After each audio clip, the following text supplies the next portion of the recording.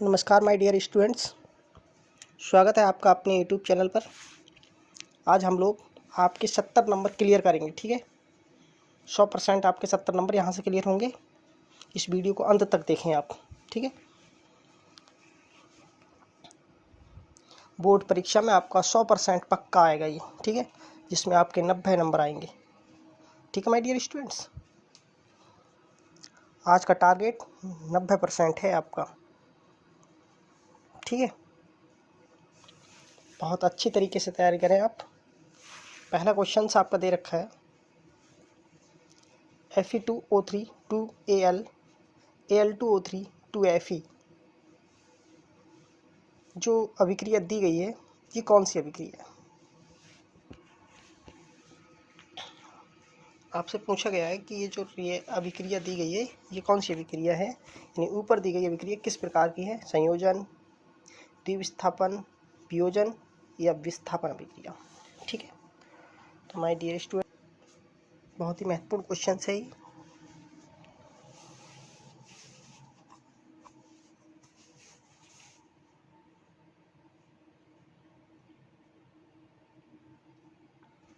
तो आपकी अभिक्रिया है विस्थापन अभिक्रिया। ठीक है, आगे बढ़ते हैं। शुद्ध जल का पीएच मान होता है, शुद्ध जल का पीएच मान कितना होता है? 0, 1, 7 या 14? बताइए क्या होता है, आप जल्दी से बताएं। ऑप्शन रहेगा 7, क्योंकि शुद्ध जल का पीएच मान 7 होता है। ठीक है, आगे बढ़ते हैं।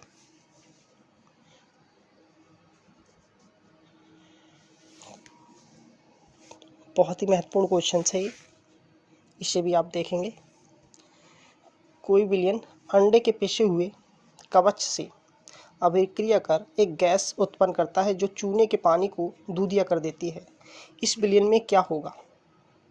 NaCl, HCl, LiCl या KCl? बताइए। ऑप्शन होगा HCl। ठीक है, इस क्वेश्चन को आप पढ़ लें और सही से करके जाएं।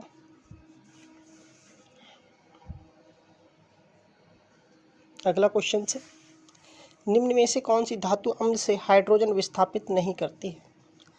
आप लोगों ने वैद्युत रासायनिक श्रेणी पढ़ी होगी, और वैद्युत रासायनिक श्रेणी में जिन धातुओं का स्थान हाइड्रोजन से नीचे स्थित होता है वे अम्लों से क्रिया करके हाइड्रोजन को विस्थापित नहीं करती हैं। तो आपके सामने 4 धातुएं दे रखी हैं, इनमें से एक ऐसी धातु है जो अम्लों से क्रिया करके हाइड्रोजन को विस्थापित नहीं करेगी, यानी कॉपर। ठीक है,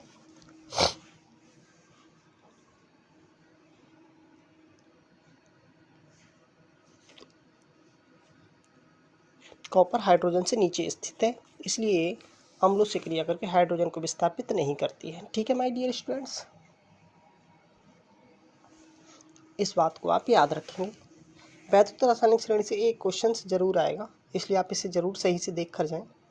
बहुत ही महत्वपूर्ण क्वेश्चन बनता है ये। एसिटिक अम्ल का IUPAC नाम क्या है? इस चीज़ को आप देखेंगे तो यहाँ 4 ऑप्शन दिए गए हैं एसिटिक अम्ल के। नंबर 1 एसिटिक अम्ल, एथेनोइक अम्ल, मेथेनोइक अम्ल और प्रोपेनोइक अम्ल। ठीक है, बताइए इनमें से कौन सा आंसर सही है? वैसे मैं एक वीडियो में इसका नाम लिखा चुका हूँ, आपको याद करा चुका हूँ। आप बता सकते हैं कि इसका नाम क्या होगा? इसका ऑप्शन रहेगा मेथेनोइक अम्ल, सॉरी एथेनोइक अम्ल।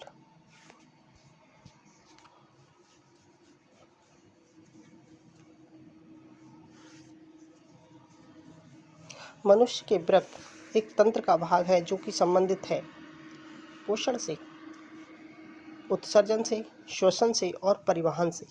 ये क्वेश्चन भी माय डियर स्टूडेंट मैंने आपको एक बार करा दिया है। आप बताएं कौन सा क्वेश्चन सही होगा? तो आंसर आपका सही होगा ऑप्शन बी, उत्सर्जन। ठीक है, आगे बढ़ते हैं। क्वेश्चन नंबर 7 देखेंगे, निम्न में से कौन सा मानव में मादा जनन तंत्र का भाग है? नहीं है। ये क्वेश्चन भी मैंने एक बार आप लोगों के लिए करा दिया है मैं डियर स्टूडेंट्स। अंडाशय ये मादा जनन का भाग है, गर्भाशय ये भी मादा जनन का भाग है, और शुक्र वाहिका ये नहीं है मादा जनन का भाग, और नीडवाहिनी ये भी मादा जनन का भाग है। ठीक है, यानी ऑप्शन सी सही रहेगा। अगला क्वेश्चन देखते हैं। F2 पीढ़ी में 3:1 प्राप्त होता है। एक शंकर क्रॉस में, द्विशंकर क्रॉस में, ए तथा बी दोनों में, या इनमें से कोई नहीं। कौन सा ऑप्शन सही रहेगा माय डियर स्टूडेंट्स? ये क्वेश्चन आप कर रहे हैं, ये मैंने आपको वीडियो में नहीं कराया है। तो ऑप्शन आपका सही रहेगा एक शंकर क्रॉस में। ठीक है, आगे बढ़ते हैं। क्वेश्चन नंबर 9, किसी गोलीय दर्पण तथा किसी पतले गोलीय लेंस दोनों की फोकस दूरियां 15 सेंटीमीटर हैं। दर्पण तथा लेंस संभवतः हैं दोनों अवतल, दोनों उत्तल, दर्पण अवतल तथा लेंस उत्तल, दर्पण उत्तल तथा लेंस अवतल। कौन सा ऑप्शन सही होगा? आप एक बार क्वेश्चन को सही से पढ़ें, फिर दोबारा फिर टिक लगाएं। ऑप्शन आपका सही रहेगा दोनों अवतल। ठीक है,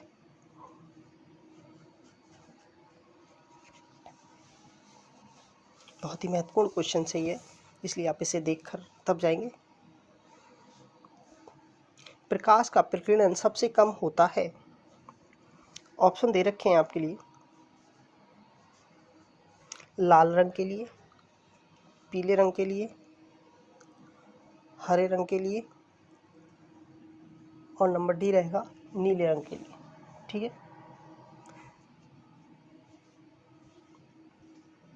तो आंसर रहेगा आपका लाल रंग के लिए।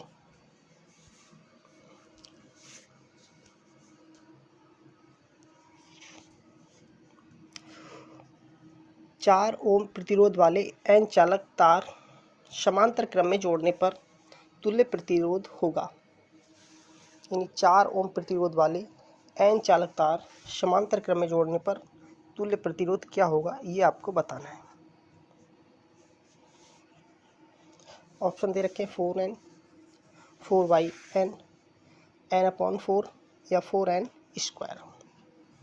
आप फॉर्मूला लगा के इसे कर सकते हैं। ऑप्शन रहेगा 4/n। ठीक है, अगर समांतर क्रम में कहता तो 4n² होता, सॉरी श्रेणी क्रम में कहता तो। ठीक है, इस तरीके से आप इसे कर सकते हैं। विद्युत धारा उत्पन्न करने की युक्ति है, विद्युत धारा उत्पन्न करने की युक्ति है, आपको ऑप्शन लगाना है इन 4 से। पहला है जनित्र, गैल्वेनोमीटर, अमीटर और मोटर। बताइए कौन सा ऑप्शन सही रहेगा? ऑप्शन होगा जनित्र। ठीक है, ऑप्शन क्या रहेगा? जनित्र। ये थे आपके ऑब्जेक्टिव 12 क्वेश्चंस। ठीक है,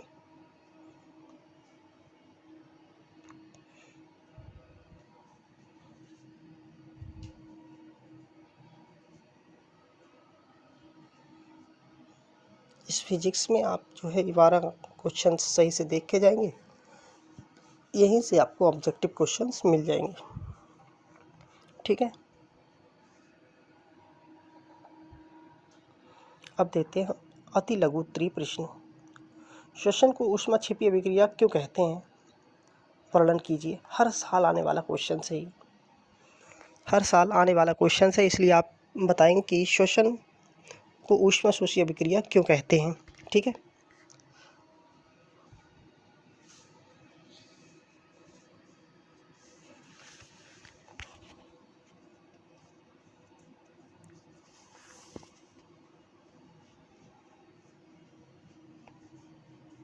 क्वेश्चन को जरूर पढ़ लें आप। क्वेश्चन पढ़ पढ़ के ही आप जल्दी से जल्दी समझने की कोशिश करेंगे, उसी चीज़ का आपको वर्णन करना है। ठीक है, देखते हैं इसका आंसर क्या है।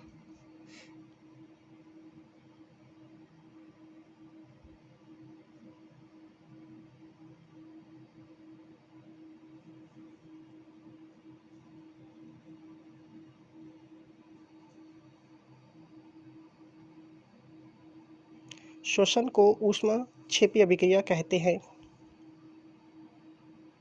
क्योंकि इसके अंतर्गत भोजन छोटे छोटे टुकड़ों में टूटता है।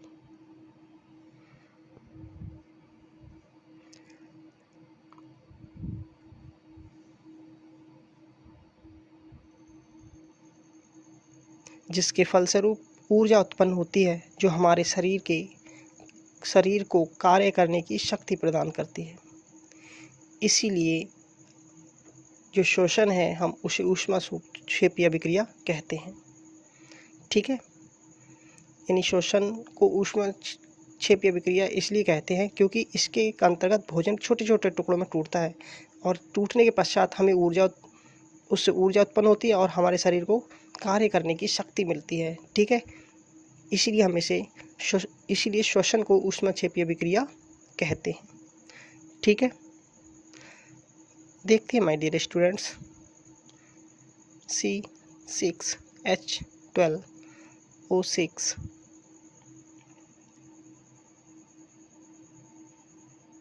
प्लस 6O2 की जब आप क्रिया करेंगे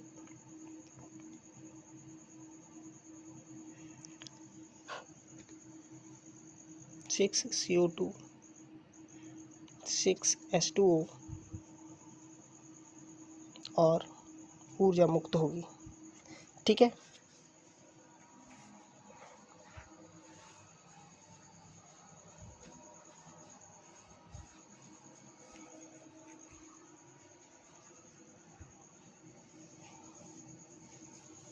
इनके नाम जरूर लिखेंगे आप।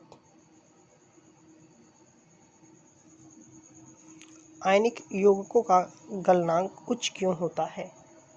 आयनिक यौगिकों का गलनांक उच्च क्यों होता है? इनके मध्य उपस्थित अंतराणुक आकर्षण बल को तोड़ने के लिए बहुत अधिक ऊर्जा की आवश्यकता होती है। ठीक है, यानी आयनिक यौगिकों के गलनांक बहुत उच्च होते हैं क्योंकि इनके मध्य उपस्थित अंतराणुक आकर्षण बल को तोड़ने के लिए बहुत अधिक ऊर्जा की आवश्यकता होती है। कहने का मतलब जो अणु होते हैं ना, उन अणुओं के जो आकर्षण बल होते हैं उन्हें तोड़ने के लिए बहुत अधिक ऊर्जा की आवश्यकता होती है, इसीलिए इनके गलनांक जो है उच्च होते हैं। ठीक है, आप इसे पढ़ लेंगे अच्छी तरीके से। ये क्वेश्चंस केमिस्ट्री में आने की संभावना है ज़्यादा से ज़्यादा, इसलिए आप इसे ज़रूर देख कर जाएं। ठीक है,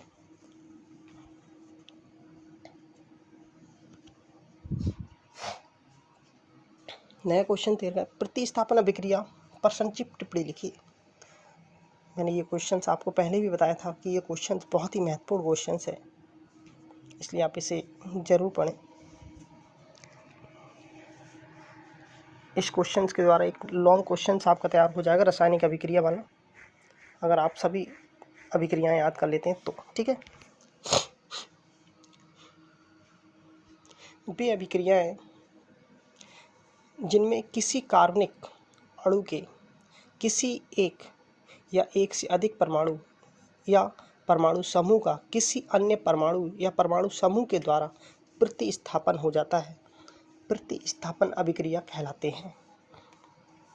ठीक है, वे अभिक्रियाएं जिनमें किसी कार्बनिक अणु के किसी एक या एक से अधिक परमाणु या परमाणु समूह का किसी अन्य परमाणु या परमाणु समूह के द्वारा प्रतिस्थापन हो जाता है, प्रतिस्थापन अभिक्रिया कहलाती है। ठीक है माय डियर स्टूडेंट्स, इसे आप सही से याद कर लेंगे, बहुत ही महत्वपूर्ण क्वेश्चन है ये।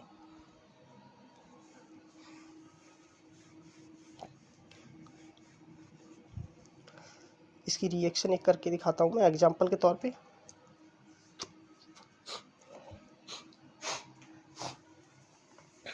CH4 Cl2।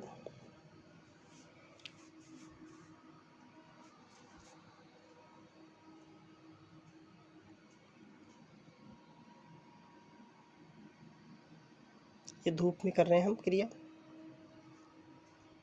ठीक है। इस क्रिया को धूप में करेंगे तो आएगा CH3Cl और HCl बाहर निकल जाएगा।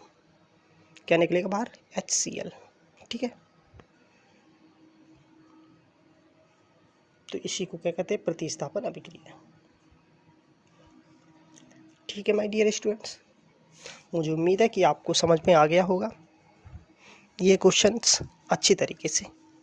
इस एग्जाम्पल को भी आप याद करके जाएंगे सही से, क्योंकि एग्जाम्पल अगर आप देते हैं तो उससे आप टीचर को संतुष्ट करते हैं। इसलिए एग्जाम्पल ज़रूर याद करें और बहुत अच्छी तरीके से एग्जाम्पल को लिख कर आएँ। अगला क्वेश्चन देखते हैं। हमारे जैसे बहुकोशिकीय जीवों में ऑक्सीजन की आवश्यकता पूरी करने में विसरण क्यों अपर्याप्त है? फिर क्वेश्चन को पढ़ते हैं। हमारे जैसे बहुकोशिकीय जीवों में ऑक्सीजन की आवश्यकता पूरी करने में विसरण क्यों अपर्याप्त है? क्वेश्चन को सही से पढ़ें और फिर उसके बाद आंसर दें। हमारे जैसे बहुकोशिकीय जीवों में सभी कोशिकाएं अपने आसपास के पर्यावरण के सीधे संपर्क में नहीं रहती हैं, इसलिए साधारण विसरण बहुकोशिकीय जीवों में ऑक्सीजन की आवश्यकता पूरी करने में अपर्याप्त है। एक बार फिर देखें। हमारे जैसे बहुकोशिकीय जीवों में सभी कोशिकाएं अपने आसपास के पर्यावरण के सीधे संपर्क में नहीं रहती हैं, इसलिए साधारण विसरण बहुकोशिकीय जीवों में ऑक्सीजन की आवश्यकता पूरी करने में अपर्याप्त है। बहुत ही महत्वपूर्ण क्वेश्चन है माय डियर स्टूडेंट्स। ये आप इसकी थ्योरी को एक बार सही से पढ़ें और समझ लें, ठीक है, क्योंकि ये क्वेश्चंस बहुत ही BIMP है, ठीक है। अगला क्वेश्चन देखेंगे।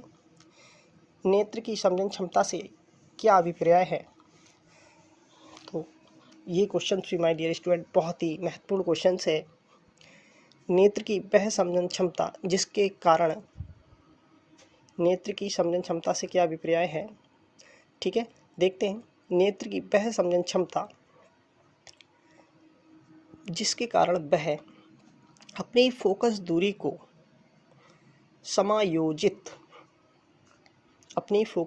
समायोजित करके निकट व दूर स्थित वस्तुओं को फोकसित कर लेता है, नेत्र की समझन क्षमता कहलाता है। यानी जो हमारा नेत्र है वो वस्तु चाहे दूर हो चाहे पास हो, अपनी फोकस दूरी को क्या कर लेता है? समायोजित, यानी सेट कर लेता है इस तरीके से कि वस्तु का प्रतिबिंब स्पष्ट दिखाई देता है, ठीक है। तो इस तरीके से माय डियर स्टूडेंट्स, मुझे उम्मीद है आपको ये क्वेश्चन समझ में आ गया होगा, ठीक है।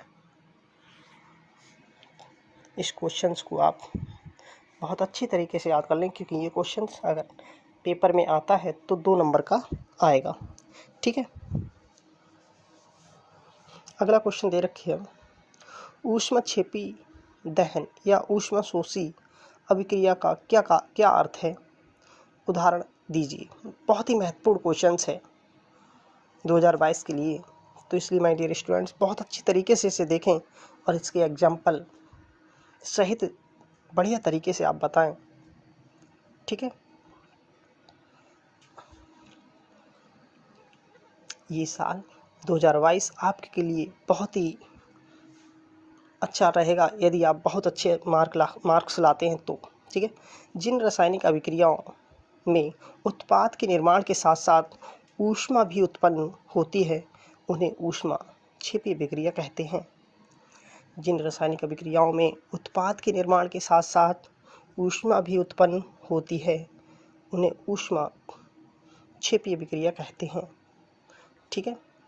मुझे उम्मीद है आपको परिभाषा समझ में आई होगी और आप बहुत अच्छी तरीके से पेपर में से लिख के आएंगे। अब हम इसका एक एग्जाम्पल यानी उदाहरण देंगे जिससे कि जो क्वेश्चंस है वो और भी अच्छा हो जाए।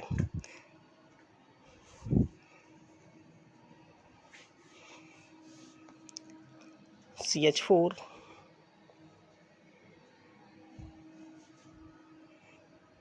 प्लस ऑक्सीजन से क्रिया जब आप करेंगे तो CO2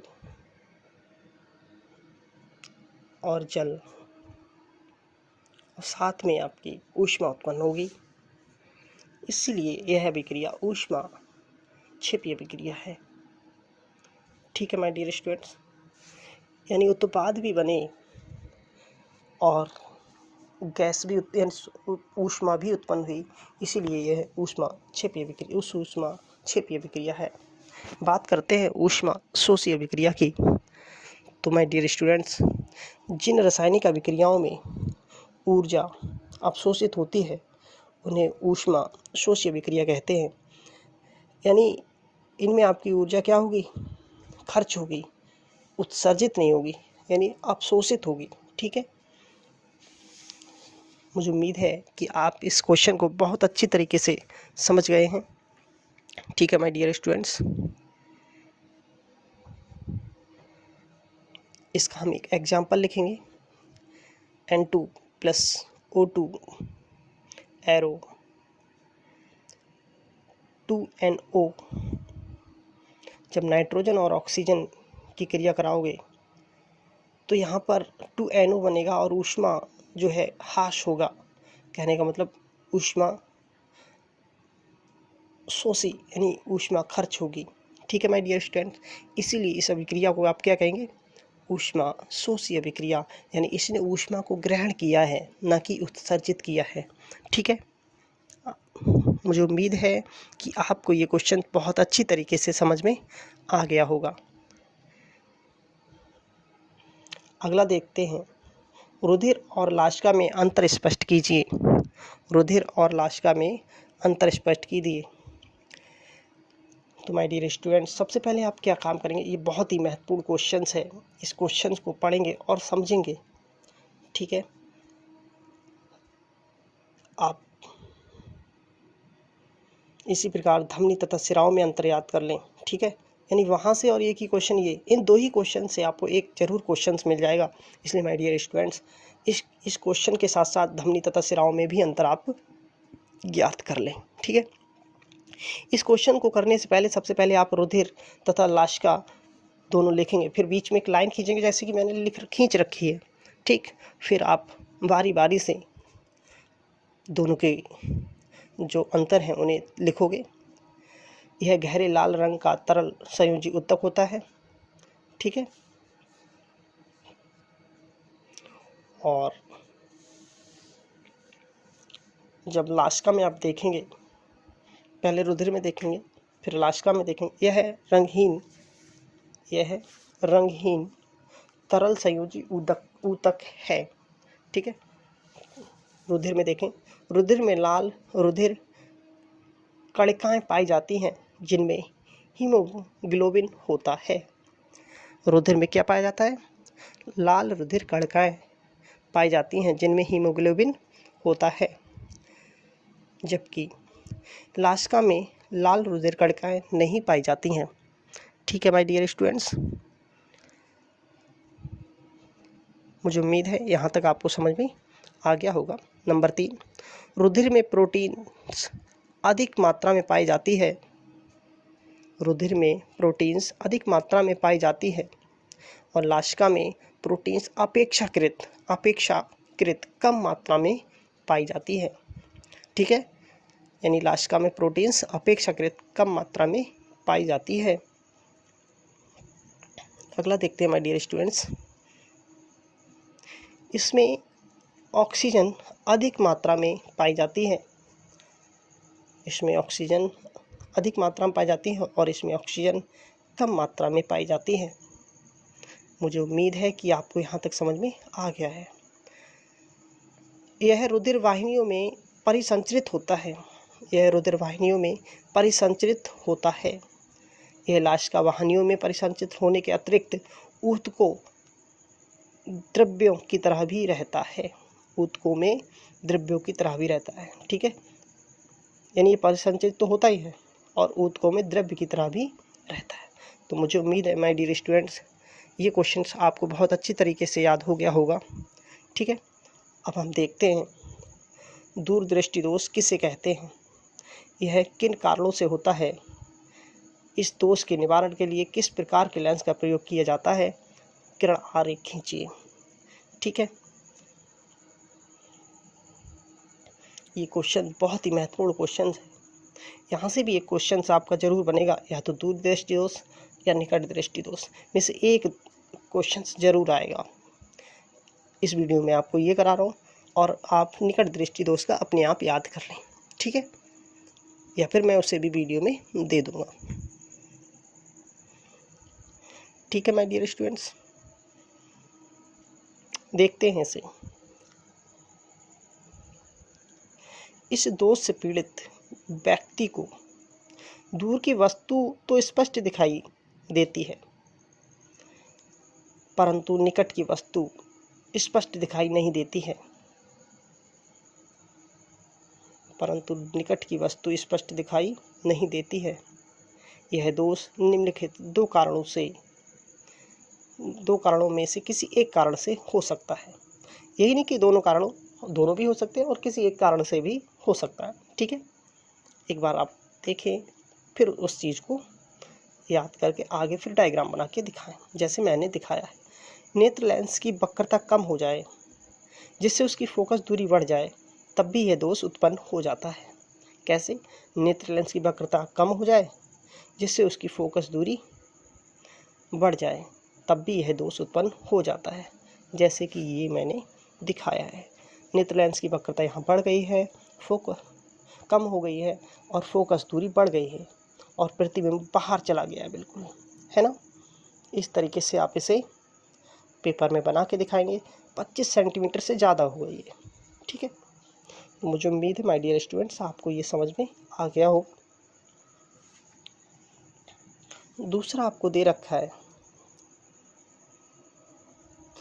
यानी ये दूरी 25 सेंटीमीटर से क्या हो गई, ज़्यादा हो गई। ठीक है,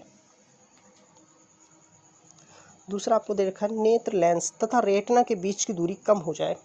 नेत्र लेंस तथा रेटिना के बीच की दूरी कम हो जाए, अर्थात नेत्र के गोलक का व्यास कम हो जाए, यानी गोलक का व्यास भी अगर कम हो जाता है तब भी ये दोष उत्पन्न हो जाता है। ठीक है, इस दोष के निवारण के लिए उचित फोकस दूरी वाले, देखें आप, मैंने उत्तल लेंस ले रखा है और उत्तल लेंस के ही द्वारा मैं, पहला डायग्राम है उस कारण को दिखा रहा है, उसका निवारण दूसरा डायग्राम दिखा रहा है, यानी बी। ठीक है, तो निवारण के लिए आप समझ गए होंगे क्या करना है। आप लिखेंगे, इस दोष के निवारण के लिए उचित फोकस दूरी वाले उत्तल लेंस का प्रयोग करना चाहिए। ठीक है,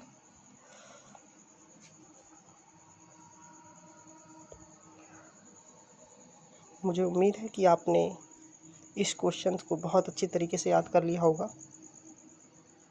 ठीक है माय डियर स्टूडेंट्स, अब हम देखते हैं दीर्घ उत्तरी प्रश्न जो आपका दे रखा है।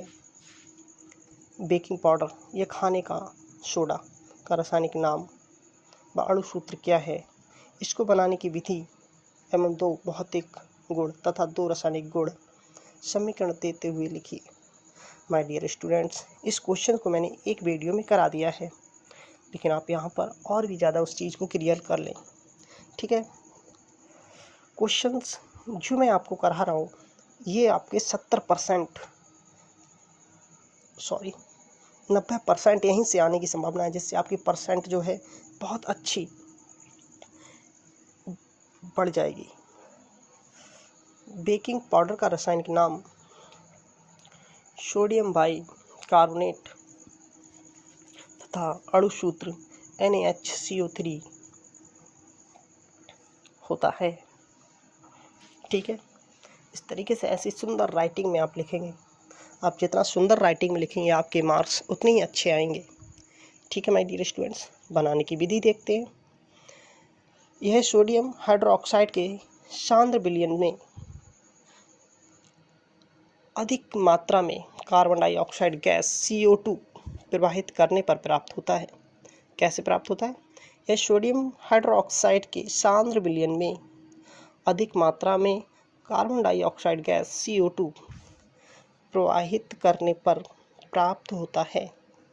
ठीक है माय डियर स्टूडेंट्स, देखें आप, मैंने रिएक्शन आपको करके दिखाई है। 2NaOH और जब आप करेंगे क्रिया तो Na2CO3 और जल बनेगा। इसी चीज़ को उठाएंगे और CO2 से क्रिया दोबारा करेंगे तो आपका क्या बनेगा? खाने का सोडा तैयार बन जाएगा, सोडियम बाइकार्बोनेट। ठीक है, मुझे उम्मीद है आपको ये रिएक्शन समझ में आ गई होगी। आप एक बार इस रिएक्शन को लिख कर जरूर देख लें। अब देख लें इसके भौतिक गुण। यह एक सफ़ेद क्रिस्टलीय जल में अल्प विलय पदार्थ है। यह एक सफ़ेद क्रिस्टलीय जल में अल्प विलय पदार्थ है। ठीक है, इसका जलीय विलयन अम्लीय होता है। कहने का मतलब इसका जो जलीय विलयन यानी इसे जल में अगर घोल लेते हैं तो ये अम्ल की तरह व्यवहार करता है। ठीक है माय डियर स्टूडेंट्स, मुझे उम्मीद है आपको ये क्वेश्चंस समझ में आया होगा। अब हम इसके रासायनिक गुण के बारे में देखेंगे। रासायनिक गुण इसके देखते हैं। इसे गर्म करने पर Na2CO3 तथा CO2 में टूट जाता है। यानी आप जैसे ही इसे गर्म करोगे तो Na2CO3 और CO2 में टूट जाएगा और जल इससे पृथक हो जाएगा, यानी जल क्या होगा? अलग हो जाएगा। ठीक है माय डियर स्टूडेंट्स, तो देखो मैंने आपके लिए इसे गर्म करने पर देखा, Na2CO3 बना, CO2 गैस निकली और जल इससे पृथक हो गया, यानी जल इससे अलग हो गया। ठीक है, दूसरा देखें, तल्लु अम्लों के साथ क्रिया करने पर लवण, जल तथा CO2 निकलती है। आप इसकी क्रिया जब अम्लों से करेंगे तो एक लवण बनेगा, जल बनेगा और CO2। जैसे NaCl क्या है? लवण है, H2 क्या है? जल है, और CO2 क्या है? एक गैस है। ठीक है, जो उम्मीद है आपको यहाँ तक समझ में आया होगा। अब देखते हैं इसके उपयोग प्रयोगशाला में अभिकर्मक के रूप में। ठीक है, बहुत ही महत्वपूर्ण ये इसका उपयोग है। अमाशय की अम्लता को दूर करने के लिए भी इसका प्रयोग किया जाता है और बच्चों के दूध के फटने के समय को बढ़ाने के लिए भी इसी का प्रयोग किया जाता है। यानी यदि इसे दूध में मिला दिया जाए तो दूध फटता नहीं है। ठीक है माय डियर स्टूडेंट, मुझे उम्मीद है आपको यहाँ तक समझ में आ गया होगा। इस तरीके से आपका ये क्वेश्चंस कंप्लीट हो जाता है और अगर आप इस तरीके सुंदर तरीके से इसी क्वेश्चन को क्रम वाइज लिखेंगे तो आपको फुल नंबर्स इस क्वेश्चंस के मिलेंगे। अगला क्वेश्चन देखते हैं। मानव पाचन का नामांकित चित्र बनाइए। बनाकर अमाशय तथा क्षुद्रांत में होने वाली पाचन का वर्णन कीजिए। यानी माय डियर स्टूडेंट, आपको पाचन तंत्र का क्या करना है? नामांकित चित्र बनाना है और उसके बारे में डिटेल में आपको बताना है। अमाशय में जो क्रिया होती है उस क्रिया के बारे में बताना है। बहुत ही महत्वपूर्ण क्वेश्चन है माय डियर स्टूडेंट्स, ये 2022 के लिए और 7 नंबर का ये क्वेश्चन है, इसलिए आप इसे बहुत अच्छी तरीके से पहले डायग्राम बना के देखेंगे। डायग्राम अगर बन जाता है तो क्वेश्चन आप थ्योरी तो याद कर ही लेंगे, लेकिन सबसे पहले आपको डायग्राम बनाना आना चाहिए बहुत अच्छी तरीके से, और प्रत्येक भाग का नाम बहुत अच्छी तरीके से लिखना आना चाहिए। जैसे कि मैंने दिखाया है आपको कि ये किस तरीके से बना है, इस तरीके से आप बहुत अच्छी तरीके से बनाएंगे। ठीक है, और सभी भागों को लिख कर दिखाएंगे। अब देखें, पाचन संयुक्त अघुलनशील भोज्य पदार्थ को घुलनशील अवस्था में बदलकर उन्हें अवशोषण योग्य बनाना, जिससे वे रुधिर में मिलकर अन्य किसी प्रकार के शरीर के विभिन्न भागों अर्थात ऊतकों तक तथा कोशिकाओं में पहुंच जाएं। यानी पाचन का कार्य यही है। मुख तथा मुख गुहा, मुख द्वारा हम भोजन को ग्रहण करते हैं। मुख में लार नामक ग्रंथि पाया जाता है, जिसमें निकलने वाला लार भोजन को निगलने में सहायता करता है। लार में टॉलिन नामक एंजाइम को शर्करा में बदल जाता है। जो लार में टॉलिन नामक एंजाइम को शर्करा में क्या करता है? बदल जाता है। जो नामक एंजाइम है वो शर्करा में बदल जाता है। ठीक है माय डियर स्टूडेंट, अब देखते हैं ग्राशिका। निगल द्वार से भोजन ग्राशिका में जाता है। जो ग्रास नली होती है उसे कहते हैं ग्राशिका। निगल द्वार से भोजन ग्राशिका में जाता है। इससे भोजन का पाचन नहीं होता है। इससे भोजन का पाचन नहीं होता है। ग्रास नली में भोजन अमाशय में पहुंच जाता है और ग्रास नली के द्वारा भोजन अमाशय यानी हमारे पेट में पहुंच जाता है। अमाशय से भोजन आता है। इसमें जठर नामक ग्रंथि पाया जाता है। जठर नामक ग्रंथि से जठर नामक रस निकलता है। जठर रस HCl, पेप्सिन, रेनिन पाया जाता है, यानी जठर रस में ये चीज़ें पाई जाती हैं। फिर आता है छोटी आंत में। ठीक है, अब छोटी आंत देखते हैं माय डियर स्टूडेंट्स। अमाशय से भोजन ग्रहणी में पहुंचता है। ग्रहणी से क्षुद्राणु में आता है। छोटी आंत में भोजन का अत्यधिक पाचन हो जाता है, यानी छोटी आंत में बहुत ज़्यादा पाचन हो चुका होता है तथा अवशोषण जल तथा भोजन ही बचते हैं। अंत में जो अवशोषण है वो जल तथा भोजन ही बचते हैं। अब आता है बड़ी आंत में। यह आहार नाल का अंतिम भाग है। यह लगभग 1 से 1.5 मीटर लंबी तथा 4 से 7 सेंटीमीटर लंबी नली होती है। इस भाग में पचे हुए शेष भोजन तथा जल का अवशोषण होता है और पचे भोजन में शरीर से बाहर निकल जाता है। जो पचा हुआ भोजन है वो बाहर निकल जाता है। ठीक है, यानी माय डियर स्टूडेंट्स, ये क्वेश्चन आपके लिए बहुत ही ज़्यादा महत्वपूर्ण है। आप इसे बहुत अच्छी तरीके से तैयार करेंगे।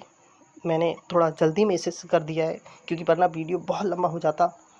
ठीक है, क्योंकि मुझे क्वेश्चंस और भी कराने हैं। ठीक है, तो अगला क्वेश्चंस आपका है विद्युत मोटर।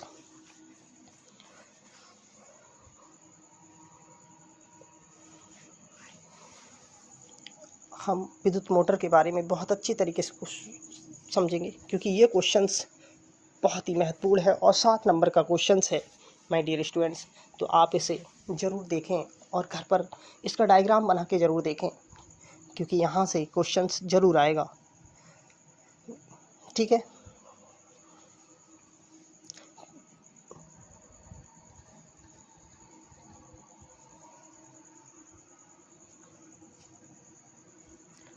ये इसके चुंबक लगे हुए हैं। ये कुंडली है बनी हुई। ठीक है, इसमें विभक्त बल्ब लगे हुए हैं। इसमें ब्रश लगे हुए हैं। ये सब कुछ आप डायग्राम सही से ज़रूर बनाएं। आपके पास बुक होगी, उस बुक में देखकर। ठीक है माय डियर स्टूडेंट्स,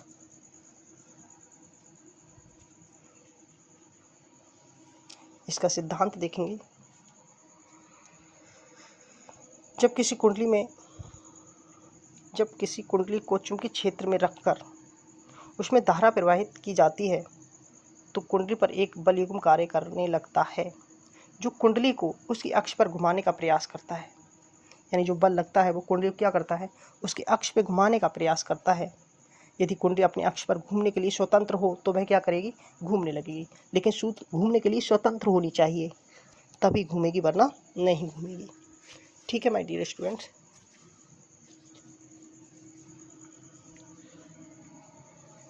मुझे उम्मीद है इतना आपको समझ में आ गया है। अब हम इसकी कार्यविधि देखेंगे।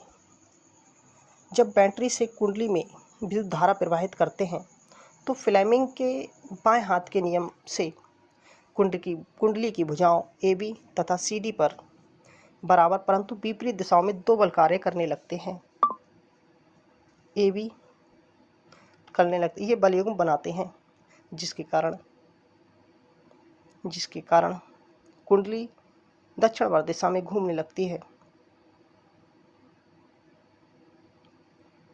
ठीक है, कुंडली के साथ साथ उसके सिरों पर लगे विभक्त वलय भी घूमने लगते हैं और कुंडली पर बल लगातार एक ही दिशा में कार्य करे, अर्थात कुंडली एक ही दिशा में घूमती रहे।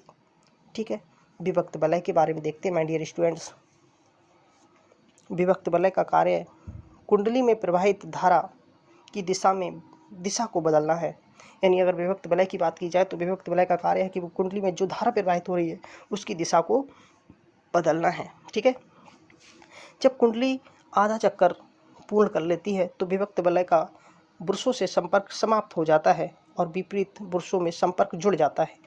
इसके फलस्वरूप कुंडली में धारा की दिशा सदैव इस प्रकार बनी रहती है कि कुंडली एक ही दिशा में घूमती रहे। मुझे उम्मीद है कि माय डियर स्टूडेंट्स आपको ये क्वेश्चंस बहुत अच्छी तरीके से याद हो गए होंगे। ठीक है, आप इन्हें बहुत अच्छी तरीके से सभी क्वेश्चंस को आप पढ़ें और सही से इन्हें डायग्रामों को बना कर देखें और उसके डायग्राम के पार्ट के नाम ज़रूर लिखें। ठीक है, अब मैं आपके लिए एक क्वेश्चंस और कराऊंगा ओम के नियम का सत्यापन। ठीक है माय डियर स्टूडेंट्स, क्योंकि वो क्वेश्चंस भी बहुत ही महत्वपूर्ण क्वेश्चंस है, इसलिए उस क्वेश्चन को भी आप ज़रूर बहुत अच्छी तरीके से समझें। ठीक है माय डियर स्टूडेंट्स, ओम के नियम क्या है, इसके सत्यापन के लिए आवश्यक प्रयोग का वर्णन परिपथ आरेख खींच कर कीजिए।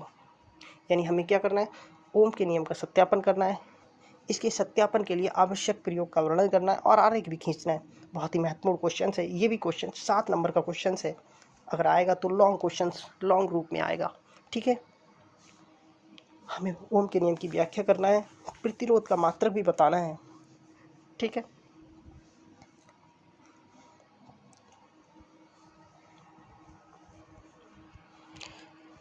माय डियर स्टूडेंट्स, बहुत ही महत्वपूर्ण क्वेश्चन है, आप इस क्वेश्चन को जरूर तैयार करेंगे।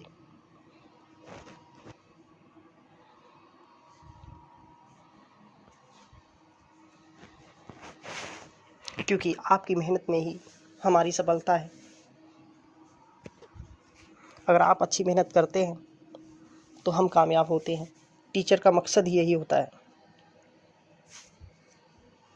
ओम के नियम के अनुसार जब भौतिक अवस्थाएं जैसे ओम के नियम अनुसार जब भौतिक अवस्थाएं जैसे ताप आदि समान रहें तो किसी चालक में प्रवाहित होने वाली धारा उसके सिरों के बीच विभवांतर के समानुपाती होती है। मुझे उम्मीद है माय डियर स्टूडेंट्स आपको समझ में आ गया होगा कि ओम के नियम के अनुसार जब भौतिक अवस्थाएं जैसे ताप आदि समान रहें तो किसी चालक में जो धारा प्रवाहित होती है वो उसके सिरों के बीच विभवांतर के समानुपाती होती है। जैसे मैं आपको लिख के दिखाता हूँ इस बात को। विभवांतर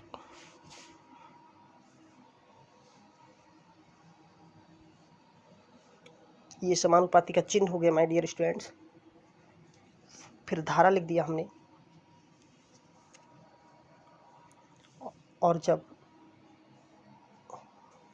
समानुपाती का चिन्ह हटाते हैं तो स्थिरांक लगाते हैं हम विभवांतर को बी से और समानुपाती लगा के फिर आई लिखा।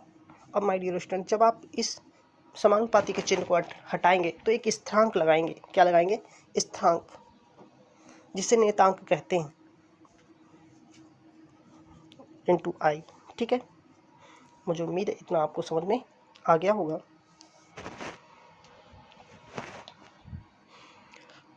इस स्थिरांक की जगह अब हम आर लगा देंगे, कैपिटल आर इंटू आई। ठीक है, और यहाँ से आर की वैल्यू को निकाल लेंगे बहुत अच्छी तरीके से। R equal to B upon I, यही ओम का नियम होता है। तो मुझे उम्मीद है माय डियर स्टूडेंट्स आपको इतनी बात समझ में आ गई होगी, है ना।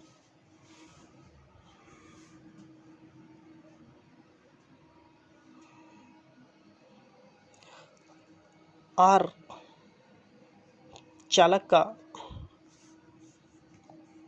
प्रतिरोध है। ठीक है, अगर बात की जाए कि यहाँ आर क्या है तो आप कहेंगे यह चालक का प्रतिरोध है। ठीक है माय डियर स्टूडेंट्स, अब हम इसका सत्यापन कैसे किया जाता है इस चीज़ को भी बताएंगे माय डियर स्टूडेंट। मुझे उम्मीद है इतना आपको समझ में आया होगा। ठीक है, अगर सत्यापन करने को आता है तो सत्यापन करके दिखाएंगे, वरना इतना क्वेश्चन भी आपके लिए 1 या 2 नंबर में आ सकता है। प्रतिरोध का मात्रक बराबर, फिर आप लिखेंगे विभवांतर का मात्रक अपॉन एम्पियर का मात्रक। माय डियर स्टूडेंट्स, यदि किसी चीज़ का मात्रक बनाना है तो उस सूत्र में यानी उस फॉर्मूले में जितने भी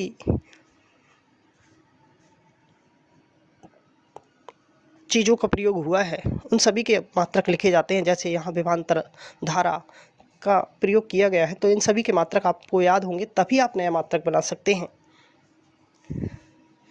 तो विभवांतर का मात्रक होता है वोल्ट और धारा का मात्रक होता है एम्पियर।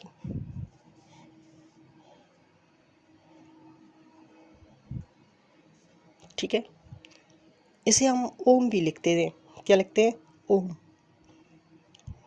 ठीक है, मुझे उम्मीद है कि माय डियर स्टूडेंट्स आपको यहाँ तक ज़रूर समझ में आया होगा।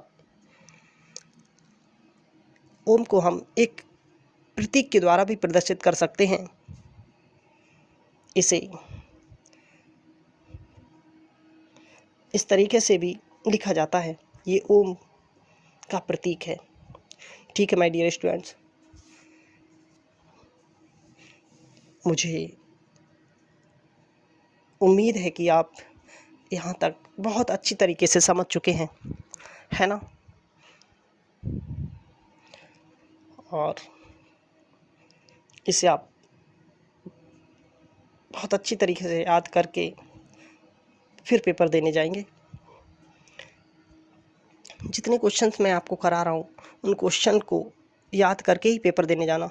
आपका पेपर बहुत अच्छा होगा, जिसमें आपके 90% नंबर आने की संभावना रहेगी अगर आप सुंदर राइटिंग में लिखते हैं तो।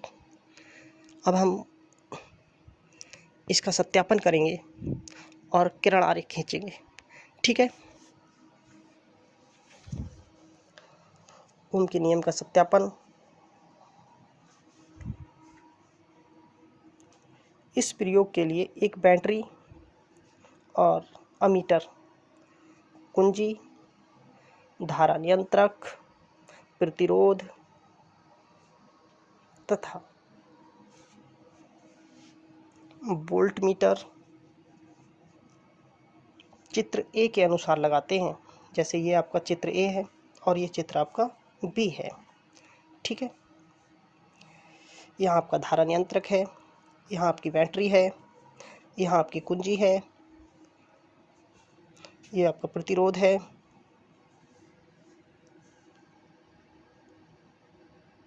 और ये आपका अमीटर है। ठीक है, और नीचे ये वो आपका वोल्ट मीटर लगा हुआ है। ठीक है माय डियर स्टूडेंट्स, मुझे उम्मीद है यहाँ तक आपको समझ में आ गया है।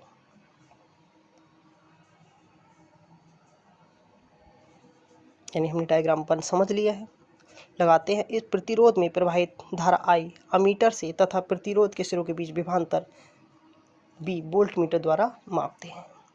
यानी फिर हम क्या करते हैं, प्रतिरोध में जो धारा प्रवाहित होती है उसे प्रतिरोध के सिरों के बीच विभवांतर तथा वोल्ट मीटर के द्वारा माप लेते हैं। ठीक है, मुझे उम्मीद है आपको ये डायग्राम समझ में आ गया होगा। ठीक है माय डियर स्टूडेंट्स, अब हम देखते हैं दूसरे डायग्राम यानी बी को।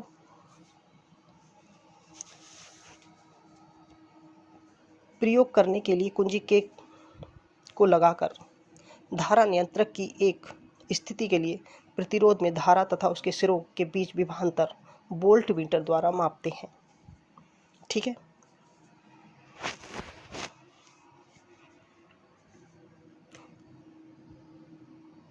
क्या करते हैं, धारा प्रवाहित करते हैं उसके सिरों के बीच, फिर वोल्ट मीटर द्वारा उसके विभवांतर को माप लेते हैं।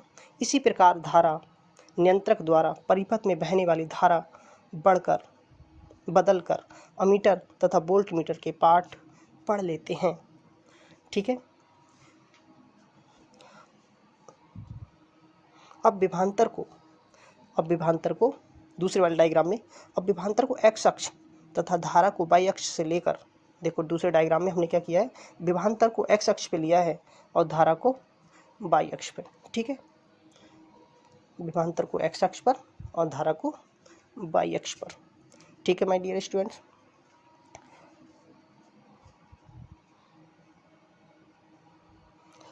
ग्राफ खींचते हैं, यदि यह सरल रेखा होता है तो चित्र भी, अगर ये एक सीधी रेखा बनती है तो यहाँ पे धारा और विभवांतर क्या करेंगे, ओम के नियम का पालन करेंगे। लेकिन माय डियर स्टूडेंट्स, रेखा सीधी होनी चाहिए। आप इस रेखा को स्केल की सहायता से सीधा दिखा सकते हैं, ठीक है। चालक के सिरों के बीच विभवांतर तथा उनमें प्रवाहित धारा एक सरल रेखी ग्राफ ओम के नियम का पालन करता है, यानी एक सरल रेखा होगी तभी ओम के नियम का पालन करता है। चालक ओम के नियम का पालन करता है। तो मुझे उम्मीद है माय डियर स्टूडेंट्स कि आपको इतना सब कुछ समझ में आ गया है। डायग्राम आप बहुत अच्छी तरीके से बनाएंगे। जब भी डायग्राम को बनाएंगे तो इसमें ये रेखा जो दिखाई है ये बिल्कुल सीधी आप स्केल की सहायता से भी खींच सकते हैं, ठीक है माय डियर स्टूडेंट्स। इसे आप सही से पढ़ेंगे, समझेंगे और समझने के बाद सुंदर तरीके से इसके डायग्राम बनाएंगे, ठीक है। तो माय डियर स्टूडेंट्स, आज के लिए बस इतना ही, ठीक है। बाकी हम करेंगे अन्य महत्वपूर्ण क्वेश्चंस अगले वीडियो में। आप इन सब क्वेश्चंस की तैयारी बहुत अच्छी तरीके से ज़रूर कर लें। अगली वीडियो आने तक ये वाले क्वेश्चन आप सभी लोगों को बहुत अच्छी तरीके से याद हो जाने चाहिए, ठीक है।